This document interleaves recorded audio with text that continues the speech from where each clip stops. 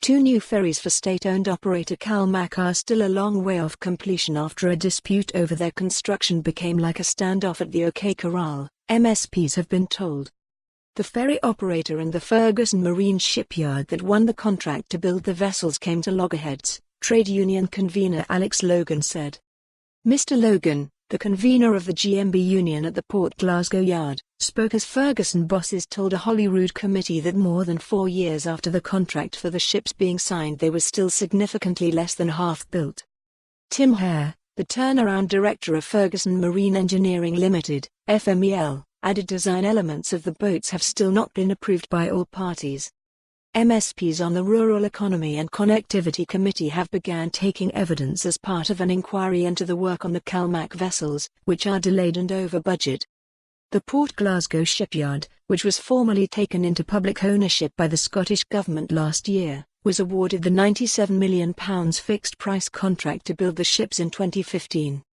But Mr. Hare confirmed to MSPs it would cost an additional £110 million to finish the vessels, saying they are much further away from completion than they look from a distance.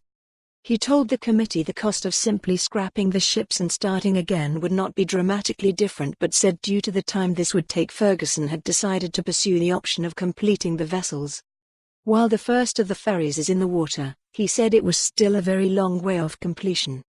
Mr. Hare told MSPs, the number of £110 million has been arrived at from a very detailed examination of the two vessels and an understanding of the work that needs to be done in order to bring them up to a viable standard.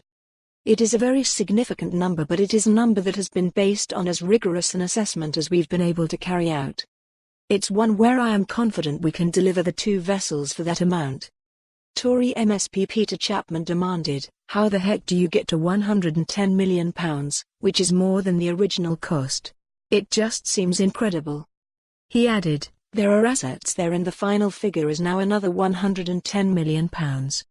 I can't get my head round why it is costing so much more to finish these vessels. Michelle Rennie, the chairwoman of the Programme Review Board at FMEL, said there was quite a significant amount of work required just to bring the vessels up to a standard where the guys in the yard can develop the build-out to the finish. She added, there is some work that has taken place I think as a result of the issues around the design and the design approvals which will have to be redone, so some elements will have to be redone just to facilitate. For more on this story, visit the news article link.